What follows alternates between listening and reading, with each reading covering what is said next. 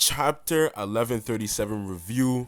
Hello, it's your boy Forpiece back with another video. If you guys want to join your boy's channel, you know what I'm saying, y'all could like, share, subscribe, turn on notifications for more content. I'm going to be doing more chapter reviews in the future. So, hey, anyway, so let's start this off. So let's start off with the cover page here. Bruh, I'm loving this arc right now between Yamato and what's her name? What's that little girl's name? I'll call her Oni-chan. I don't remember her name. I think it's Oki-chan. I forgot her name. But basically, they're sneaking into Who's castle. That's actually hype. That's the fact that Who survived. Okay, if I think hopefully he did. Maybe he probably. It's gonna be so interesting. Cause I did not expect the fact that Who's Who basically survived that. I'm not gonna lie. I'm actually surprised. But anyway, so let's get into the chapter. So Luffy, Zoro, and Nami, and this tall security guy, I forgot his name, they walk into the castle. The castle's big. It looks fire. The castle looks really nice. Alright, and bro, as soon as they walk in, they see a bunch of dead people, bro, like skeletons and. You know, and the thing about the skeletons is that they have horns, like unique horns. So they're supposed to be like related to like ancient giants like Ors and the other one, or an Ors Junior. So it was really interesting, right? And of course, if you look at Loki, right, Loki has the horns on him too.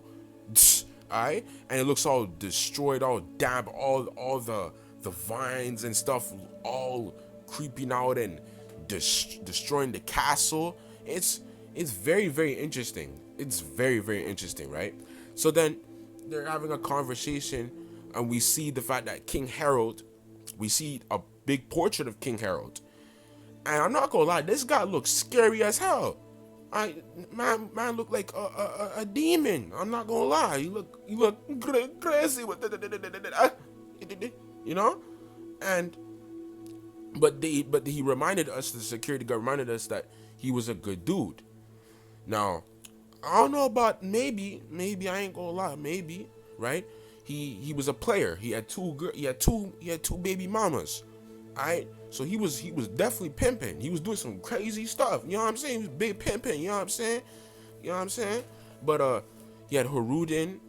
Haruden and like Loki are like half brothers. If I'm not, yeah, they're half brothers. And Haruden wants to be the king. He wants to be the next king in line. He wants to be able to take over the castle. And I think he was supposed to be in line. But Loki wanted the crown. And I guess that's how the conflict basically started. And basically all those dead skeletons was basically King Harold's, I think, security guards, or like people. And they tried to kill Loki, and Loki killed all of them. So, yo, Loki definitely is him, bro. Loki is nothing to be played with, bro. And I'm so excited to actually see his devil fruit, because it's like another version of the sun god fruit.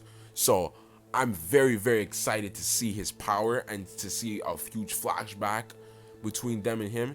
And I think what's his name survived. What's his name? Oh my goodness, Lord Jaru. Lord Jaru is the guy with the bald head, and he's one of the oldest characters in One Piece, right? I think he's arguably the oldest giant, or the Argus, like, I don't know, but he basically survived. The guy with the sword in his head, and that explains something. That's insane. That's insane. I don't know if he got stabbed by Loki or whatever. Because I don't know, I seen a chapter of this guy and he was apparently defending Loki or something like that. So I don't know what happened, but we'll see. Anyway, let's move on to the best part now. So Goko is torturing Loki in the underworld, bro.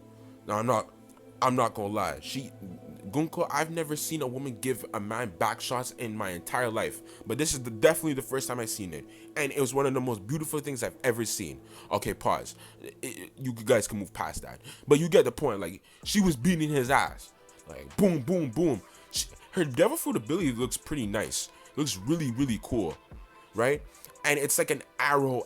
It's like an arrow fruit. It's like a arrow fruit, and she's beating his ass, bro, torturing him, bro. But the thing is about Loki is that he's chained up, so it's like, you know, he's chained up. Like I don't know if he can beat Fingerland Shamrock, but I know he could probably definitely beat this Arrow girl because she's trash. She's trash. And also too, I don't know if her Devil Fruit plays a significant part with Emu. I'm just pointing this out that when Emu was attacking Sabo, do y'all remember when when Emu was attacking Sabo, she used an arrow to attack Sabo.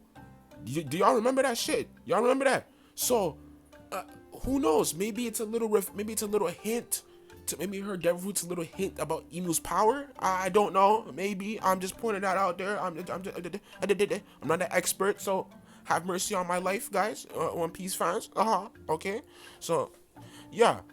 Anyway, now we get to the most important part, and that is the reveal of, well, before we get into it, of course, we see some of the animals. They're dead, or they're basically dead. You know, those are Loki's friends, and I'm not gonna lie, Loki seems like a pretty good dude, because if the animals are willing to die for you, you must be a really good person. I'm not gonna lie, you must be a really, really good dude. You know, like you must have done something a lot for them to do this for you. So shout out to Loki. And I've been seeing a lot of hints about Loki being a good dude. So anyway, get to the most important part. Shamrock. I'm not gonna lie, guys, Shamrock looks cold as shit, bro. Like, look at this nigga, bro. Look at this nigga. Look how beautiful he looks, bro. Pause. But look at this guy, bro. That bro looks like like he can be in Vogue. You know what I'm saying? Like, this nigga look like a beautiful version of Napoleon, nigga. Like this guy, yo. I am so excited for this guy, bro. Pause. I've never been excited for a nigga in my life. Pause. Alright? Bro. You know what I'm saying? Like, bro. I'm so excited to see his power. Alright? I don't know if you'll be able to defeat Loki. Most likely he probably will. But knowing how powerful Shanks is, Shamrock has to be on that same level, or probably even stronger. Maybe even stronger. Maybe he's even stronger than Shanks, because Shanks still has one arm. I'm not gonna let that slide. He has one arm. I'm on his ass. All right.